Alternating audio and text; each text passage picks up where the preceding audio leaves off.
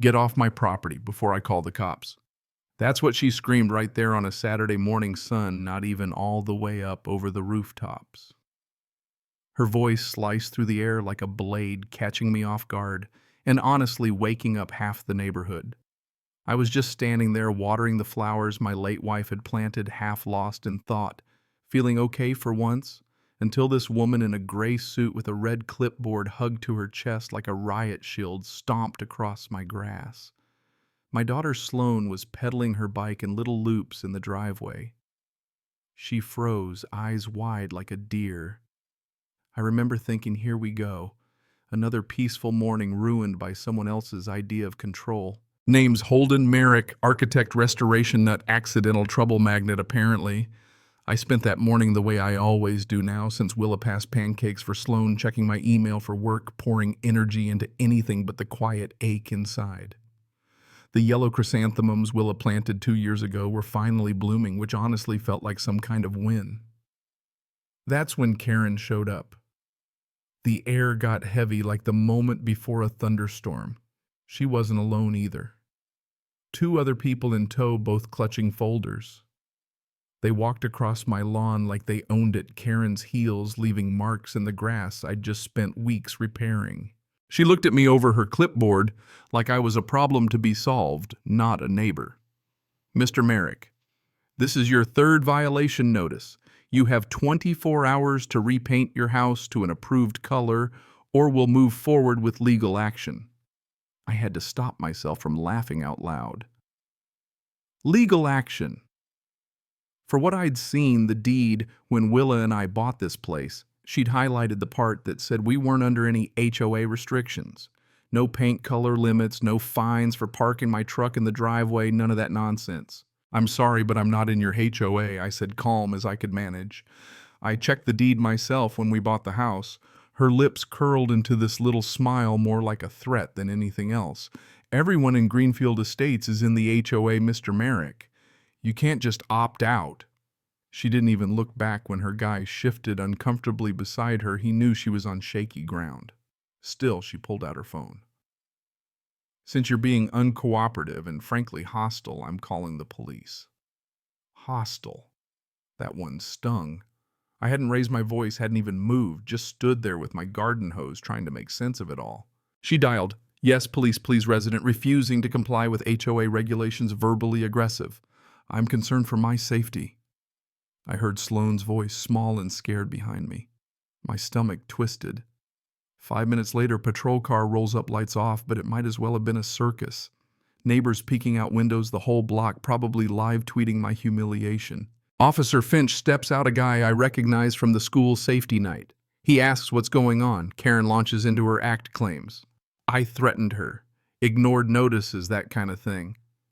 I try to speak up. He cuts me off, says he needs to hear from the complainant first.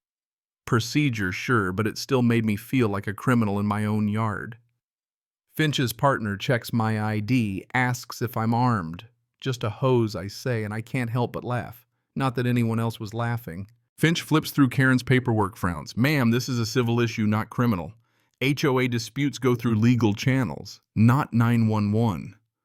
Karen huffs, demands a police report anyway. Lawsuit, she says, loud enough for everyone to hear. She tapes a red envelope to my door as if she owns the bricks. Final warning. Then she gets in her SUV, entourage in tow, and peels off. After the police left, after the neighbors lost interest, I just stood there, red envelope in hand, Sloane clinging to me and asking if she'd done something wrong. "No, sweetie. Grown-up problem. I'll handle it."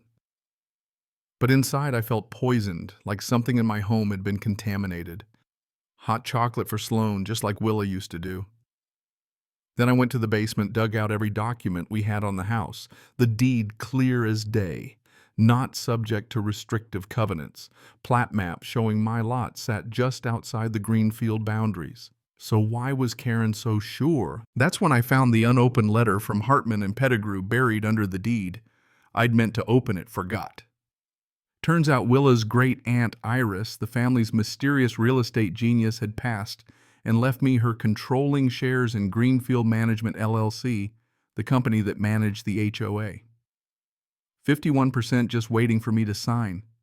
The fine print said the management company could fire the HOA board for acting in bad faith. I felt a shift in the air like I'd stumbled onto the keystone to the whole rotten mess. My phone rang. Karen again. Paint your house or we sue. We always win. I told her steady as I could I'll be consulting my attorney. You might want to reconsider your tactics. She laughed, shards of glass. I know exactly what I'm doing. But she didn't know about Iris, about the audit that letter mentioned. That night I started a paper trail, scanned every deed plat, time-stamped everything. I watched Karen's big house at the end of the street from my kitchen window, Sloane sitting beside me, her head on my shoulder. Things are going to change, I said more to myself than to her. How she asked eyes hopeful for the first time in months. I think your mom's aunt just gave us away, I told her. I made a list of neighbors, faces, stories, the garden lady across the street, the couple with the new baby, the teacher on the corner. If this was going to get fixed, it would need more than lawyers. It would need people, community. I slept barely a wink. By Sunday, I'd mapped every plat, downloaded the HOA bylaws. PM 201GF, Karen's territory. My place, PM 195C. Different world, legally. The Caldwell lots were always outside HOA reach and county records proved it. Karen either didn't know or didn't care. Out of curiosity, I searched her name online. Real estate attorney license yanked in 2015 for falsifying documents. She'd lost everything. Now she was queen of the HOA, using fines and paperwork as her crown. Greenfield Estates' online reviews were a horror show. Fines for wrong shade of mailbox, $50 tickets, threats of foreclosure. People too tired or scared to fight just moved away. I realized looking at the audit letter again that Iris Caldwell had seen all of this coming, had quietly started an audit which the law firm was holding until I took control. First thing Monday, I met with Lorna Pettigrew, the lawyer. She handed me the thick audit report. Iris wanted you to have this, wanted this place restored, not destroyed. She smiled the kind of smile that knows about old wounds. As majority shareholder of the management company, I could terminate the contract if the board was acting in bad faith. You're about to become Karen's boss, she said, and I couldn't help but laugh finally. I spent the week gathering evidence, video cameras covering every angle of my property. 2 nights later, I caught Karen's brother sneaking onto my lawn with a clipboard measuring my grass at midnight, fabricating violations. I had it all on video. That Friday, I read the audit. $340,000 missing. Karen funneling HOA money to her brother's landscaping company. Fake legal fees, no bid contracts. It wasn't just me she targeted, it was everyone. I called Lorna. Let's go public. The HOA's annual meeting was coming up, a chance to drop all the evidence, not in a courtroom, but right in front of the people Karen had bullied. Lorna nodded. Document everything. She'll come at you harder before then. She did. More citations. False complaints to the city. Building inspector showed up, found nothing, apologized.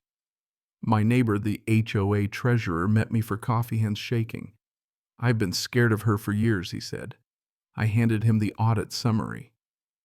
You're not alone, I told him. We made a plan. At the meeting, he'd demand a full financial report. I'd present the evidence layer by layer, let the community see what was hiding behind the rules. The night of the meeting, the room was packed. Karen wore black like she was presiding over a funeral, her own, as it turned out. The treasurer stood up, demanded the full financials by law. Karen squirmed. That level of detail is unnecessary, she snapped. It's the law, he replied. She stalled. That's when I stood up. Madam President, I have a question about enforcement. Her glare could have melted steel. I'm not a member of this HOA. Here's the deed, the maps, everything. I connected my laptop to the projector and the room gasped as evidence flickered across the screen.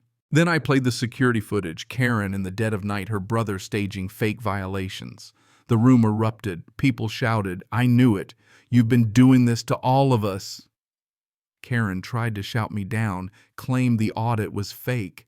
The treasurer stood up. voice ringing out. Mr. Merrick is now the majority owner of the management company. He has standing. Then I read the last page of the audit embezzlement criminal referral. Karen went pale. I finished with the official share transfer terminating Greenfield Management's contract with the HOA. The room cheered. Residents hugged, thanked me, some in tears. Someone called for a vote. Karen was ousted on the spot. The aftermath, man, it was something. News crews, reporters on my lawn. Karen tried to play the victim, but the DA had the audit, the videos, everything. She took a plea, restitution, probation, community service, lifetime ban from any HOA job. For the first time in years, people in Greenfield Estates talked to each other without fear. We rewrote the bylaws, transparency, board term limits, fair appeals. I held the company shares long enough to implement reforms, then transferred most to a cooperative of homeowners. Every family had a stake in the management company. I kept a little for Sloan for the future. That spring, crocuses bloomed early. Sloan counted them each morning. 17 today, Daddy. We baked. We gardened. We laughed again. The neighborhood changed. People said hi. Kids rode bikes in driveways again. I took on more restoration projects for neighbors, real work, honest work. The news story sparked a new state law requiring annual audits and criminal penalties for HOA fraud. Iris Caldwell's name is on it. The best part, Sloan sleeping soundly unafraid. Me at the kitchen window knowing we made something good out of what was broken. The story, yeah, it's dramatic, but what mattered was what came after. Justice, community, a sense that we weren't alone anymore. So let me ask you, what would you have done if it was your home, your family, your neighbors? Would you stand up or walk away? Drop your thoughts below. And if you've got your own HOA horror story, don't be shy, let's hear it. Maybe together we'll keep making broken things beautiful again.